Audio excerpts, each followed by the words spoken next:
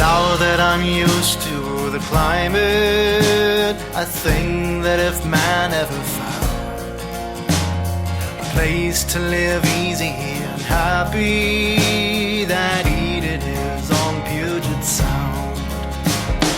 Eden is on Puget Sound. That Eden is on Puget Sound. A place to live easy and happy. That Eden is on Puget Sound. Hello, you are listening to the Seattle Files. My name is Chris Allen. I'm your host. Every week I get together with a different local comedian, and together we discuss the strange, unusual, interesting, and oftentimes lesser-known aspects of our local history.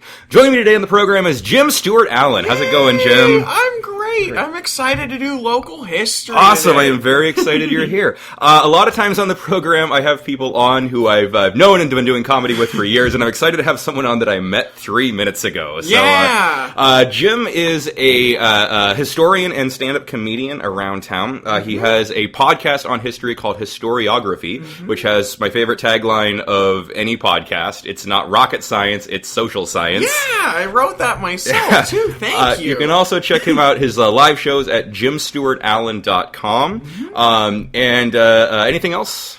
May 9th, I'm playing Oregon Trail. Okay. On Twitch on a channel called Hyper RPG. Awesome. And I'll put that up on my schedule as well. Sweet. Yeah, you can watch me play Oregon Trail. Yeah. You Great computer game. At the Pocket, too, right? Oh, live shows? Yeah, I do it at the Pocket. I think I'm doing that this summer again, Oh, great. too. Awesome. So, yeah, he plays Oregon Trail and then does live commentary on the history surrounding it. And I would say it's a dream come true, but I didn't, even in 4th grade, I didn't honestly think I would still be playing. Yeah. Not only playing, but for money. So that's pretty cool. That's the dream right there, yeah. You avoid homework to play Oregon Trail, and now... now I just get to do it. Yeah. Excellent. How long have you lived in the Seattle area? So I was born in California, and then I moved to Montana when I was 1, and then pretty much the rest of my life, so 25 years. Oh, cool. In Tacoma, because my parents both have a job at UW Tacoma. Okay. The branch campus of Seattle. I've lived in Seattle for 9 months in Wedgwood. Okay. I loved it. But in Seattle proper, though. You've lived in Western Washington for a long time, yes. right? Yeah. Tacoma and then Bellingham for 4 years are my two main places, because I went to school up there. But History major at Western? Yup. Yep. Mm-hmm. Cool. Yeah. Very cool. So you were a history major. You do have a history podcast. You do have history in your stand-up. How much do you know about local history? Not much. Excellent. You told me before that I probably wouldn't have heard of this story. I don't, most of my history is the Cold War, which is kind of a national thing. I mean, you can go into the local, talk about how one town reacted to communism during the 1950s, which is really interesting, but I haven't, other than a few Pacific Northwest courses, I don't know much specifically about Seattle history. That's why this is exciting. Pacific Northwest history class in 8th grade or 9th grade? I took that, and then I've taken one in college as well. Cool. Which, lots of cool books. Some on Yakima, but I'm excited to see what the story is. Excellent. Because, as like we were saying before,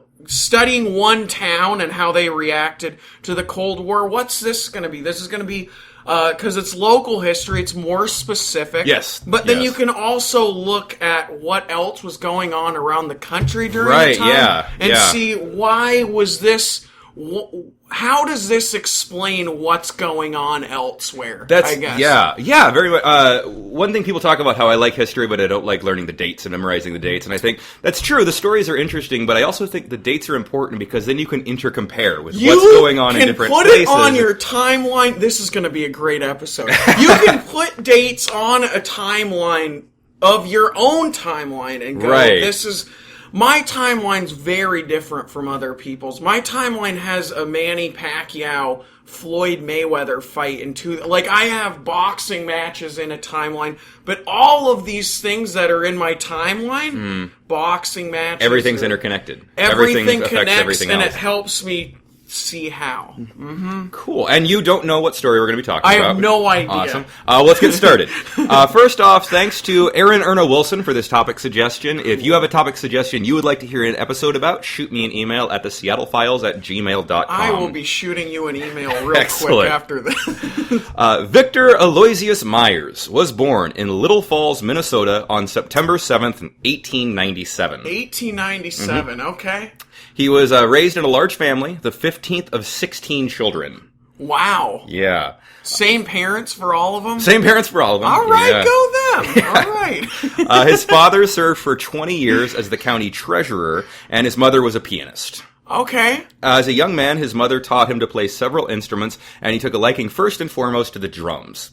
Okay, so this is 1897. This is a music story then. We'll see. We'll see, yeah. Okay. Oh, I'm so excited. When Vic was a teenager, the family moved to Seaside, Oregon, and he got a regular gig playing drums in a band at one of the resorts on the waterfront. He was a Okay. professional musician as a teenager. At age 21, he was already a seasoned professional musician and put together his own 10-piece band called the Meyers Band. The Meyers Band. And this was in Oregon? This is in Oregon, yeah. This is all. So this is about 1918. So we're Okay. talking vaudeville, we're talking big band Right. kind of stuff. And the Chicago Black Sox, I think, were 1919. Oh, were they? Yeah, that was, I don't know much about them, but that was a huge scandal in baseball. The group toured the country, playing ballrooms and dances across the U.S., and ended up signing a contract with Brunswick Records. Brunswick, It's a okay. big deal back then. Big record company. Brunswick. I Brunswick never heard of Records. them. Crazy. The Meyers Band played frequently in Seattle, often at the Train-On on 3rd Avenue and Wall Street, and landed a steady gig in the Rose Room of the nicest hotel in Seattle, the Butler Hotel, which was on James Street between 1st and 2nd. And now it's the Butler Garage. They turned it into a parking garage. Oh, okay. Do you know where the Smith Tower is? Yeah, is that the biggest building? The big white building. Yes. Yeah, and just west of that there's the parking garage that looks like a sinking ship, the famous triangular parking garage. It's right across the street from there. Okay. So down in Pioneer Square. Huh. I'm so interested to see how this unfolds. So it's they've already gotten a contract. They got in a though? contract. They're doing great. Yeah. They're I mean, he's kicking ass. 21 years old and Yeah. he's already gotten. That's a pretty big deal. He's doing really well. This is also just the beginning of Prohibition too. Prohibition Right. Oh. in Washington kicks in 1916. 1916. It kicked in before the rest of the country here. Why did it kick in before? That's interesting. I never knew that. The Women's Temperance Union had a lot of power. There was a lot the of progressive movement. Yeah, Okay. yeah, and so nationally it was adopted in 1920, but here it was a few years earlier. Never knew that. I thought it was just the same everywhere, but No, I think more than half of the states in the U.S. adopted prohibition, and that's when they adopted it nationally. So it was a state-by-state I've issue. heard Washington kind of being, especially during that time, being in the leading, kind of a leading state in a lot of those issues. I guess I didn't think of prohibition as one of those issues because it seems to restrict rights. Right, And when yeah. you think progressives, you think like, oh, okay, like moving forward. And prohibition was a failed experiment kind of in America. But that's interesting. But it was seen as progressive at the time, which is an interesting... Yeah, and I never thought of that. That's Also, super cool. women's suffrage was adopted in 1910 in Washington, 10 years before the rest of the country, but there was a brief time in the 1880s, 3 or 4 years where women's suffrage was in place. But then it was rescinded because they were trying to be too progressive. They were trying too hard to crack down on alcohol and prostitution and stuff. Right. So this, again goes back into the case study in Seattle, in Washington of like, what were these arguments for prohibition, and did these arguments take root for the rest of... I know this story isn't... maybe it is about this. Who knows? Anyway, this is cool to look at Seattle as a case study for prohibition. Yeah, I was going to see how... 4 years earlier. 4 years earlier. Who would have known? You would have known. That's Meyers' musical career was going well. The band had a steady gig, was doing radio broadcasts going all up and down the West Coast. He even did well enough to build his own dance hall on 4th Avenue. So he's kicking ass. Wow. The Seattle Times wrote of an appearance at Columbia Theater, quote, "Those who have danced to the crooning rhythm of Vic Meyers' orchestra or have heard the phonograph records he has made need not be told how good he is, but those unfamiliar with his music might like to know about him. Vic Meyers Band is considered one of the best there is by those who know jazz music and have heard it played by bands throughout the country. His phonograph records and his radio broadcasting have brought him national fame, and his popularity in Seattle can best be indicated by his long stay here. Seattle people who dance just won't let him leave town." Oh, wow. So he's nationally known. Yeah, which is hard to do back then, because you don't have, like this, we're just going to put this on Facebook. Yeah, and iTunes, and it's just going to go up. And then people get it from there, and people go, how do you get it? And you go, oh, you can go on this site. Back then, it's like, well, he has some records. Yeah. Well, there's all the gatekeepers. There's the record company gatekeepers. There's the radio gatekeepers. Yeah, so there's more, and those gatekeepers are still kind of here in 2016, but those gatekeepers also have way easier access to all this stuff. They don't have to look in the record stores.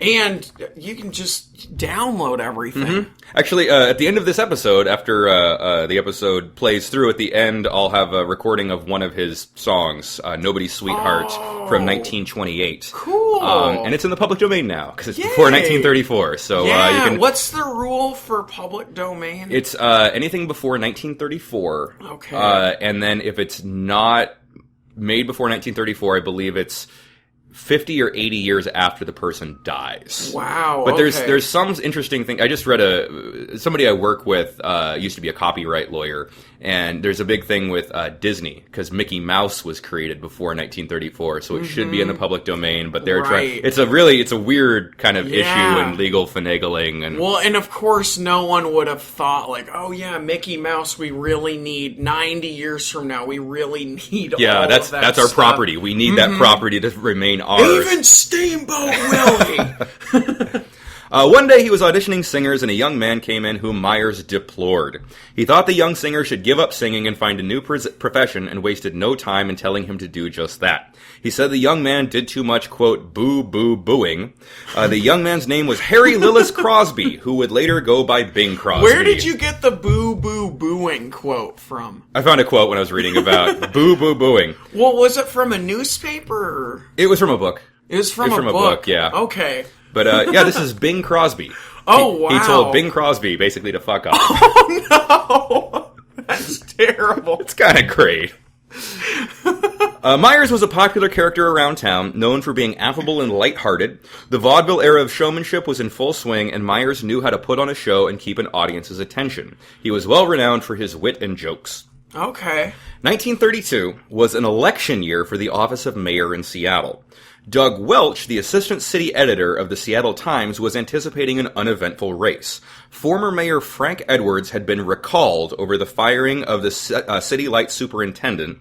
It was likely the election would go to current Mayor Robert Harlan, who took in place after the recall, or defense lawyer John Doerr.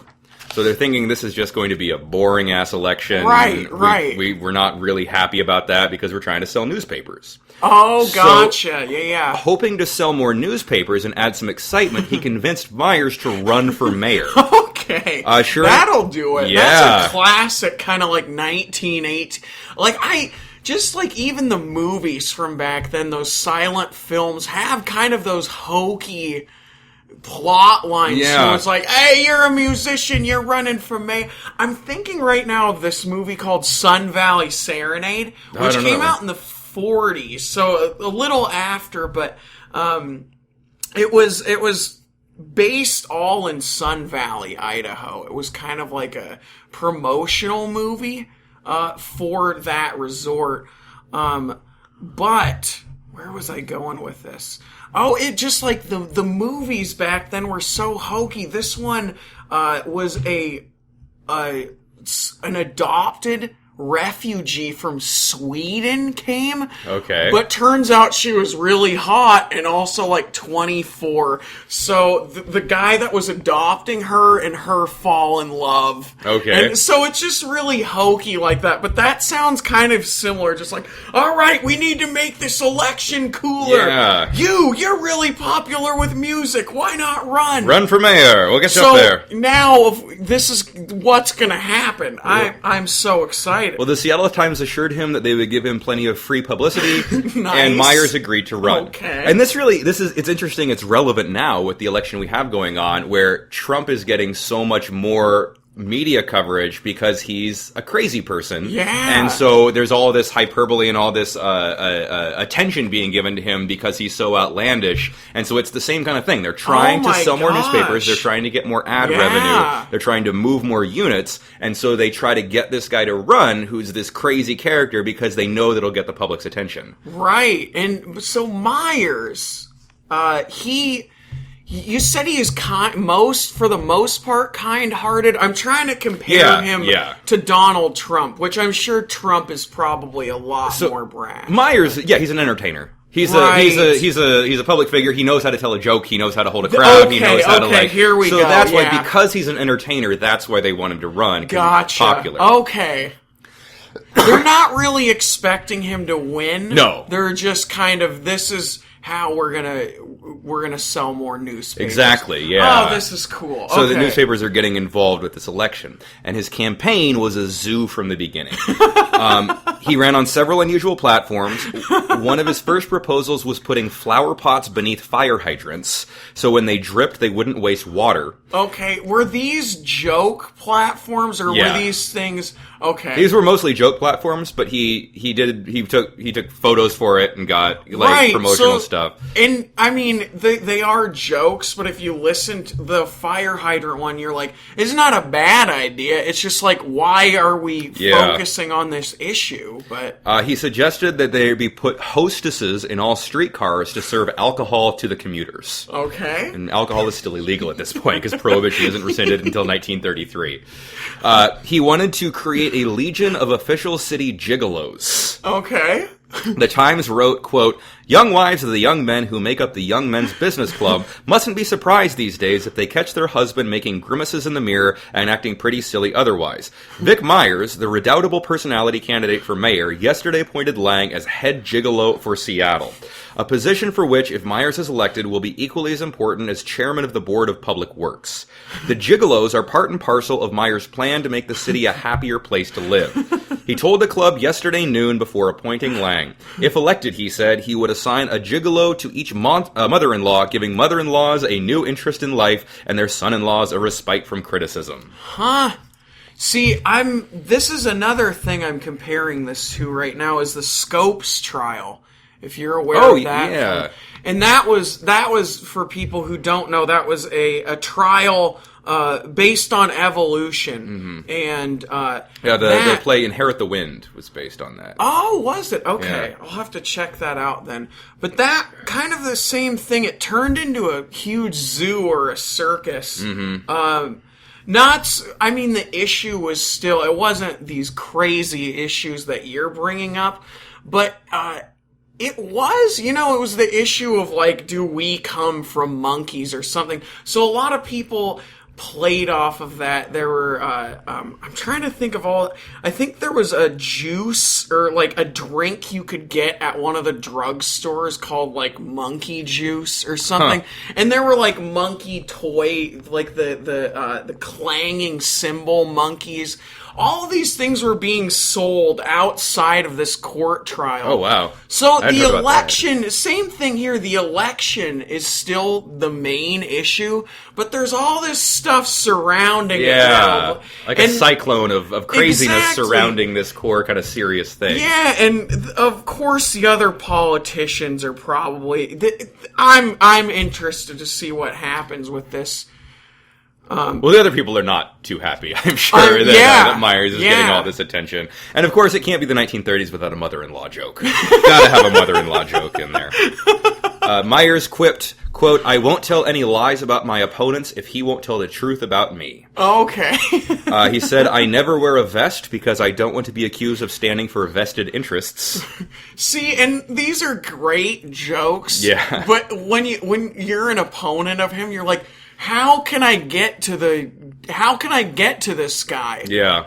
Like, everyone's laughing, and if I, like, try to debate when people are laughing like this, I'm just gonna look like a moron. Right, yeah. So how do you steer things back to, well, I want to talk about sanitation? And Right, no, yeah. But people are too busy wanting to hear about the flower pots and the alcohol and the streetcars.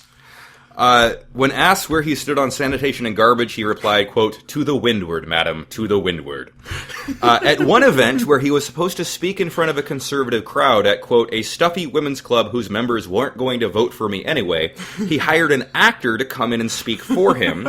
The actor gave a rousing speech about legalizing gambling, marijuana, prostitution, and speakeasies. Oh, no. So he doesn't give a fuck. He's he's in it for publicity. Now, did the actor, was he instructed to do this? I think so, yeah. I think it was just go in there, just piss people off. It doesn't matter. Sure. Wonder how he found the actor, too. Well, he was in show business. So he would know actors. I'm sure it wasn't just like, hey, are you an acting agency? I'm sure it was probably one of his acquaintances. Yeah, or friends somebody who was he's like, worked with. Hey, do you want to fuck with some people? And he's like, fuck with some stuffy rich people? Come on down. Talk about marijuana. Why did he not want to do it, though? I think he just didn't want to go. Yeah. I think he was just like, these people aren't going to vote for me, and I don't care. I don't want their vote, so fuck them. Yeah, so this is just... it's interesting you said zoo, because I always explain it as a circus, but they both same work. Kinda, mm-hmm. Yeah, so this is just crazy. And, oh, man. Meyers became incredibly popular, and the Seattle Times wrote... sure he did. Yeah. In another week, they'll be drinking Vic Meyers highballs, sporting Vic Meyers mustaches, eating Vic Meyers sold toppers, and jazzing about in Vic Meyers shoes. Yeah, so this same... anyone listening, if you think this is interesting, also check out the Scopes trial. Same, and the Trump election, which is going on now. Because can't avoid that. It's an event that's happening, and it's a person that just takes it to the next level. Yeah, not in a good way. Necessarily, but this guy, I mean, is this going to be I don't know. He's just fucking with the system right now. Okay, because sometimes it can get out of hand. Yeah. Like with Trump. This is interesting to see how this goes. Well, 3 days before the primary, he was invited to speak at a Shrine Club luncheon at the Olympic Hotel. The Shriners, are they the guys in the weird miniature cars? They're a philanthropic organization. Right. And they do they're quirky, but I know them from the parades, but they they help out. They do a lot of charity, they do a lot of outreach and things like that. The Olympic Hotel is still downtown. It's on 4th and University. He attended the event wearing robes in the style of Mahatma Gandhi, wearing a top hat, playing the flute, and accompanied by a rented goat. Meyers was eliminated from the election in the February primary, and John Doerr ended up winning the election. So how did he get eliminated? He didn't get enough votes in the primary to make it to the general. He didn't get enough votes. He didn't even get past the primary, yeah. Huh. Even though he's popular, I think people are like, I like reading about this guy, I'm not going to vote for him. I don't want this guy to be my mayor. Huh. Though Meyers had been reluctant to enter the race, he found that he actually very much enjoyed the experience. Sure. His father was a career civil servant, and he took a liking to the whole process. So with the next mayoral election a few years away, he decided to set his sights higher and run for governor. Oh, wow. So just out of a joke. Out of a joke, he was running for mayor, but he was like, "This is I actually really liked the campaign life." Doing this. Okay. Wow. He approached Doug Welch of the Times. You never know with that kind of thing. And just like, well, I liked music, I want to do this now. Right, so cool. He approached Doug Welch of the Times, the man who had talked him into running in the first place, and asked him if he would sponsor him in a run for governor, and Welch declined. He was like, "This joke has gone far enough, sir." No, but I'm serious this time. No, I actually do want to run. I really like the thing. Like, you got a rented goat. Okay. On his own, Meyers drove to Olympia to register to run for governor in 1932. The filing fee to run for governor at the time was $60. Oh, wow. And what year was this? 1932. Yeah, that's a lot of money. Yeah. The legend goes that when he learned the price, he asked what office he could run for $20, and they told him the cost to register for lieutenant governor was $12. Yay. His response was, "I can't spell it, but I'll take it." Yay. So he registers to run for lieutenant governor. Nice. Yeah. Unlike president and vice president, governor and lieutenant governor do not run on the same ticket. So each is elected independently. Yeah. Oh, I did not know that. Yeah, I didn't know that either before I started researching this. I thought it was just a small fry version of president and vice president. That's what I thought too. That they kind of... A lot of states don't even have a lieutenant governor. Wow. Yeah. I know, because civics, like I took ninth grade civics, so I know lieutenant governor from, and I always just like weird positions, so lieutenant governor I know well just from like, woo!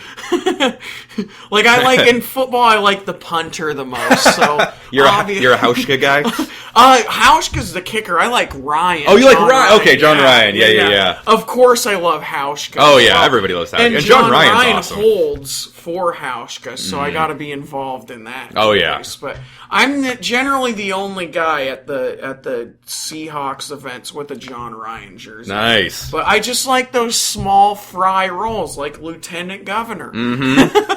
Oh, the office of lieutenant governor is not known for being a strenuous job. The duties include taking over the office when the governor is out of state and presiding over the part-time Senate. According to Crosscut, the position is, quote, "Traditionally, the position has been a kind of sinecure for likable public figures who can spend their twilight years in comfort and perhaps padding to their government pensions." So this guy, this is perfect for this guy. Kind of, yeah. Because it's not, from the description you said, it's not a position that's taken that seriously. It's something that you can do a lot with, but you don't have to, and it's not really expected that you do a lot with it. So you can affect change as lieutenant governor, but a lot of people don't. They get elected and they go, all right. They just kind of hang out. They oversee the state senate. And it's kind of like being a first woman, I guess. Same idea. You can do a lot. The first lady? It's the first lady. That's what I meant. Yeah, you can do a lot. I mean, there's... we have our Eleanor Roosevelt or Michelle Obama, and then on the other side we have Laura Bush, who did less. Yeah, she did a lot of historical preservation stuff. Sure, but not like Eleanor Roosevelt. Or even Nancy Reagan really used her position to a lot of not things I would agree with, but she definitely. But she was out in the public eye, right? And that's Michelle Obama, especially, just with like. I don't know the programs, but like getting kids fit. It's just like when you look at her, you're like, she's a badass. She's hand in hand with Obama. She's doing her own thing right now to make sure that what she has kind of agreed with her whole life, she's using her power to help with that. Yes. Active as opposed to passive, where you can't, with this position, lieutenant governor, you can really kind of go either way. So you can be active or passive. Sure. There were 12 other candidates for lieutenant governor. Oh, wow. Myers would go to campaign rallies, and instead of giving speeches, he would just play the saxophone. Okay. And sometimes he would show up to events wearing the Gandhi outfit. He was running as a Democrat, and many leaders of the party were not happy that Myers seemed to be making a mockery of their party and of the process. So he even though he was more serious this time, he was still like, I'm going to still play the sax and be kind of goofy. Yeah. Okay. Okay. Still, his name recognition and outlandish behavior set him apart from the rest of the candidates. And he won. He won the election. Oh, wow. It was the same election where Democrat FDR defeated Hoover in a landslide. Oh, yeah. And so it led to victories for Democrats all over the country. It's just this tidal wave of Democratic victories in 1932 because people hated Hoover. They hated Hoover. They blamed him for everything. Yeah.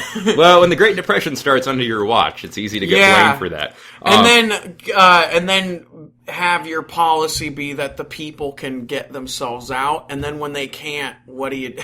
Right, yeah. It's too bad it wasn't all your fault, but you did you did do some things that made it so that the Great Depression continued. Right. You didn't really understand what was happening on the ground. Yeah. You didn't take a closer look. The other interesting thing about the Great Depression is they wanted to call it the Great Panic.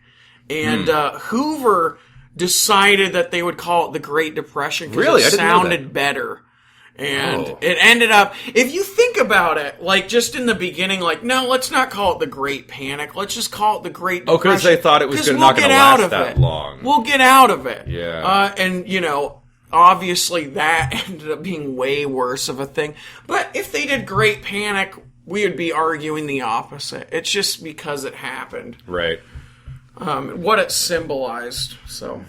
He was sworn in as lieutenant governor under the more conservative Eastern Washington Democrat Clarence Martin. So this is still when there's right now the Democrats are the more liberal, but this was when there were conservative Democrats and liberal Democrats. The party was a lot wider in scope than it is today. Same with Republicans. Mm-hmm. Meyers Band played at the inauguration. He would later say, quote, "I came within $48 of being governor." And this is when Meyers pulled his most shocking move yet. He was really good at the job. Oh, wow. He was a really good lieutenant governor. So he took it seriously. He took it seriously, okay. Yeah. Many had dismissed him as a buffoon who had used publicity stunts and manipulation of the press to get into office, but once he took office, he became a hard-working civil servant. Wow. He learned Robert Rules of Order and presided over the state senate. That's not... You said it's surprising. To me, I was like, okay, I can see him being really good at this. Because I think even though he did the jokes, I think he, in his head, the first time around, he went, you know, if I actually got this, which I probably won't because it was just a weird publicity stunt, I would make sure to be really good at this. And then when it happened again, I'm sure he was like, I'm going to get this, and I'm going to make sure I'm really good at this. Yeah. His heart's always been in the right place. He's never been malicious about it. And that $48 quote, he said, I was $48. I'm sure if he would have been governor, he would have knocked it out of the park, too. That's so cool. Very progressive, yeah. Albert D. Rossellini would later say, quote, "Vic was a master of the rules and very serious about it, but he was always considered fair by everyone. His expertise was very helpful to the leadership." The Great Depression was in full swing, and Roosevelt's New Deal called for the creation of reforms and public initiatives to help Americans bounce back from the Depression, and Meyers was through and through a New Deal Democrat. Nice. So that's, I think my professor, a lot of historians call it alphabet soup, which is what was going on. The NRA and the WPA. Yeah, and all of those different ones. The CCP, the Conservation Corps. Was it just CC? Anyway, all of those different programs have those acronyms. Mm-hmm. All of them alphabet soup. So he was part of that. He was part of the New Deal. Wow. He was way, way into the New Deal. Well, obviously everyone's kind of a product of it, but he made it happen. Yeah, he was one of the instrumental people at affecting it here in Washington. Did they know that he was a New Deal Democrat when this happened? Well, did he ever... When he was elected? Yeah. Well, the New Deal hadn't really started yet until... Right, but he adopted that as kind of one of his schemes as well. That became something he really supported. That's what I meant, supported. He was elected in 1932. The National Recovery Act was signed in 1933. So Gotcha. It was the next year. Okay, cool. But he saw it and went, yeah. And said, yes, this is what we should be doing. Awesome. Wow. Yeah. So this big joke turns into him becoming a huge part, or not a huge part because he's a lieutenant governor, but he's doing everything he can, it looks like, in his means to help the system out. Yeah, okay? Yeah. Meyers supported the group Unemployed Citizens League, UCL, more alphabet soup there. Mm-hmm. It was a left-wing group that organized relief for reformers, trade unionists, and communists. Mm-hmm. When asked if he himself was a communist, he replied, "If I'm a communist, I'm the only one who was ever named Aloysius." That's his middle name. Oh, okay. The UCL marched through the streets of Olympia, protesting the lack of jobs and what they saw as their government's either indifference or inability to help them. Mm-hmm. Meyers went down to the local soup kitchen to speak to them directly and try to understand what exactly he could do to help. Wow. He also opened up his doors to protesters and let them stay in his own home. Wow, and when was this happening? This is 33. So this is in the moment where he's kind of figuring out, I want to be a part of FDR. I'm in a position of power. The nation is fucked up right now. Mm-hmm. People need help. And so rather than sitting in his office talking to other politicians, he goes down to the soup kitchen to talk to people. Wow. He says, "You're staying here. You're trying to help change. You're trying to change things. Come to my place and you can stay here while you're doing these protests." This is a Bernie Sanders kind of something like that, thing. yeah. Almost like just that people now, paint him as almost a saint, Bernie Sanders. Like, him protesting with the Verizon workers. Mm-hmm. A bunch of different things he's been at.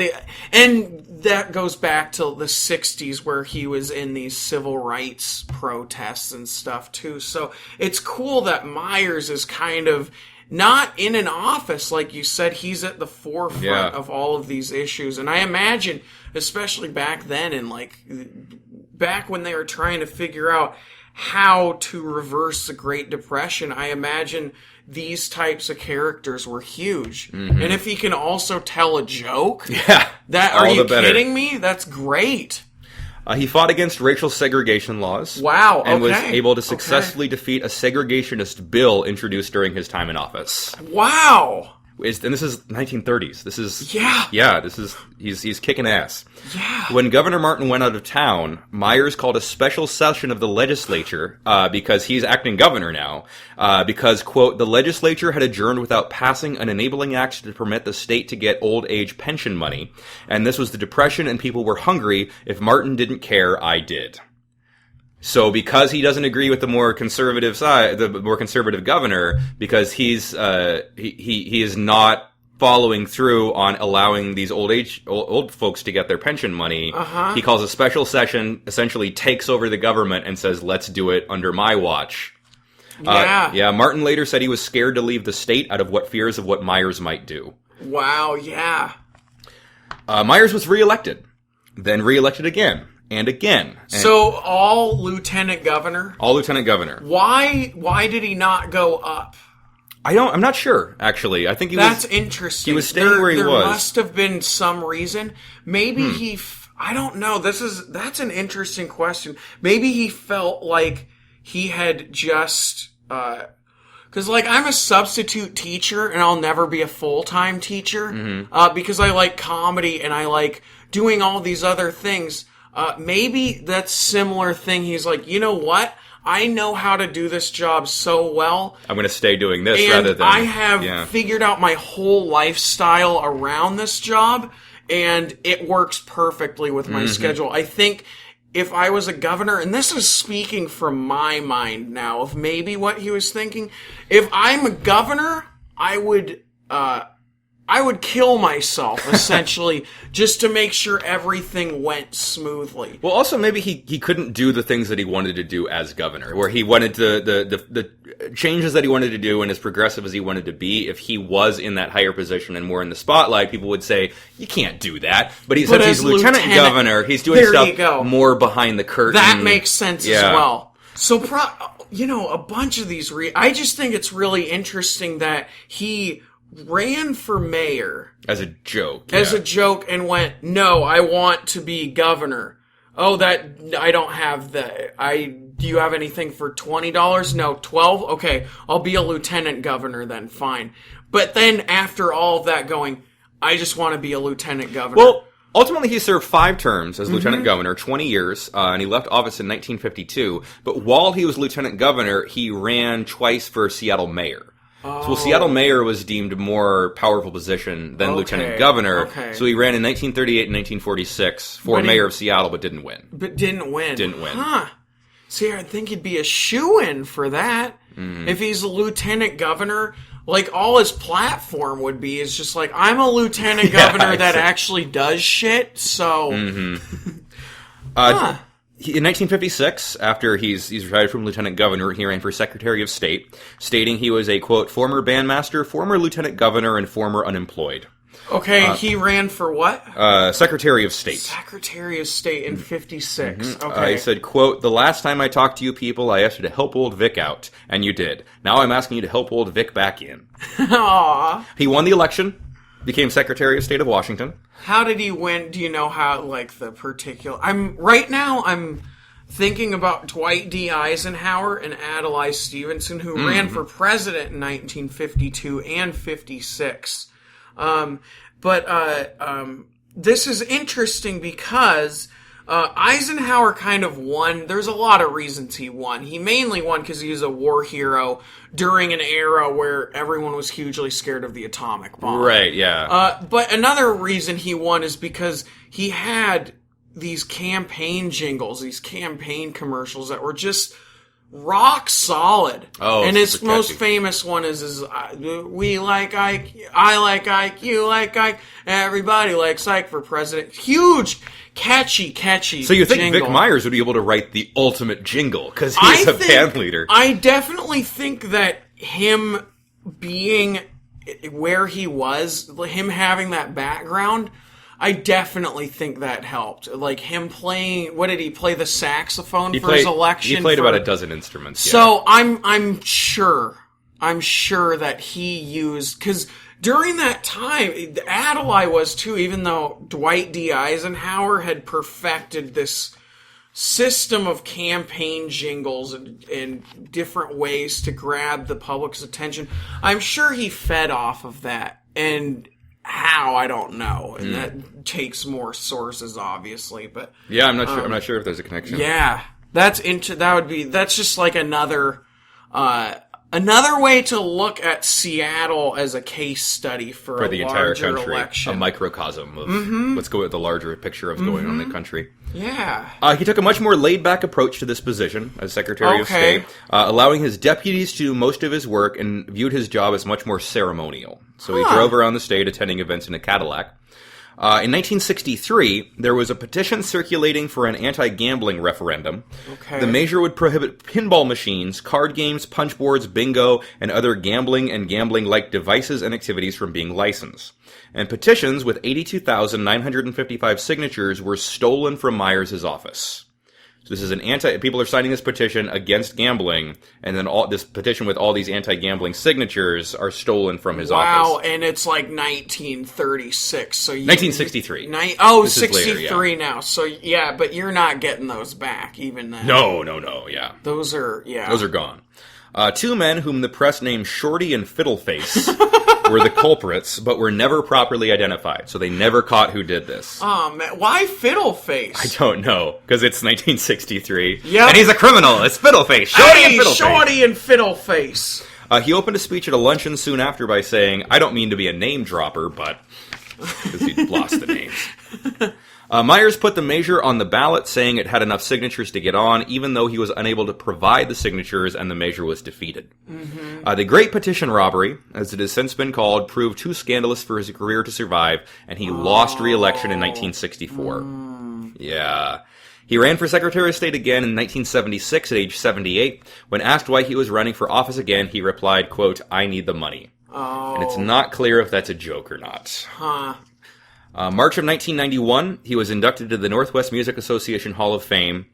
He retired to his home in Kent, where he spent some years managing a golf course, and died May 28th, 1991, at age 93. Okay. Meyers has been called the Pagliacci of politics and the Crown Prince of politics. Why Pagliacci? Pagliacci? The clown? The tragic clown? Okay, I thought it was some pizza reference. Oh, that's they named the opera Pagliacci. It's an Italian Right. opera Okay. about the clown. The very famous opera, the that's Pagliacci. Okay, So that's what they named the pizza place after. Was the opera. gotcha. Okay, and this guy, one of his nicknames. This guy, it became his nickname. Yeah. Okay. Yeah. So that's the story of Vic Meyers. That's so interesting. From band leader to career politician. Yeah. And never lost his sense of humor, was always a kind of an out there figure. And, I always gotta like a guy who just hits lieutenant governor gigs out of the park. Yeah, right. Just over and over and over. Yeah, 20 years as lieutenant governor. That's crazy. He ran for Seattle mayor 3 times, but I'm sure he was really proud of it, too. Oh, yeah. When people are like, what do you do? People would know. I'd imagine he would let people know he was a lieutenant I don't think governor. he's going to be sheepish at a party about, what do you do? Oh, I'm just lieutenant governor. Yeah. He didn't seem like a sheepish guy in any regard. That's so... I'd love to meet him, though, and Yeah. just talk about what it meant. What it meant for him to be lieutenant governor. Because it sounds like a lot of people, and same with first lady, I mean, you can do a lot with that, but a lot of people choose not to because you don't have to. So what was the process that he went through where he got that and went, I need to do something with this gig. It is interesting because he was an entertainer, and he was an entertainer for his entire early career, and then he got into politics and said, "Oh, I'm going to take a very active role, and I'm going to try to affect change." And see, it's an interesting transition. I do stand-up comedy and also substitute teach, and I don't know if it's the same. It's not. Maybe it's the same mentality, but I go into every classroom going, I need to just crush it today. Yeah. I need to do really well. I need people to be talking about it afterwards. Like kids to be like, dude, that was the best sub ever. It's from that mentality of showbiz. So maybe it was the same for him where he was like, dude, I need to, Every time you get up there, you want to burn the building down. Exactly. You want to just light the stage on fire. And so it's that's the same different for government, I'm sure. But his speeches, I'm sure he made sure that what he was talking about. And he wasn't just saying random stuff at his speeches. He was, because he got so behind this FDR, this New Deal. Mm-hmm. So I think probably the New Deal sparked a lot of that passion. You think it would happen kind of concurrently? I think he was going to take the role very seriously just because of who he was. But when FDR put the New Deal into place, he's like, yes, this is a call to arms. Yeah, I wanted to get into government, and everything lined up perfectly. I'm going to carry out his plan. Going back to the microcosm, right? I'm carrying out his plan as a lieutenant governor for Washington and helping him do that on a national level. And if I can do this with my small position, it will help the rest of America out. I think that's super cool. Cool. Yeah. Well, thank you for listening to the Seattle Files. Thank you so much, Jim Stewart Allen, for being here. Thank you for having me. Check out his podcast as well. It's called Historiography. You can get it Historiography. And you can, if you have trouble looking it up on Google, my website at the very bottom has a pretty big link. Listen to Jim's podcast here. So it's also on iTunes. If you just go into iTunes and type in Historiography. Yeah, totally. I'll be back next Tuesday with a new topic and a new guest. Again, if you have a topic suggestion that you would like to hear an episode about, shoot me an email at theseattlefiles@gmail.com. Thank you again, Aaron Wilson, for this week's topic suggestion. Subscribe and rate the show in iTunes. Leave a review if you get a chance. Like us on Facebook. We're also on Twitter at the Seattle Files. Thank you for listening. Be back next Tuesday.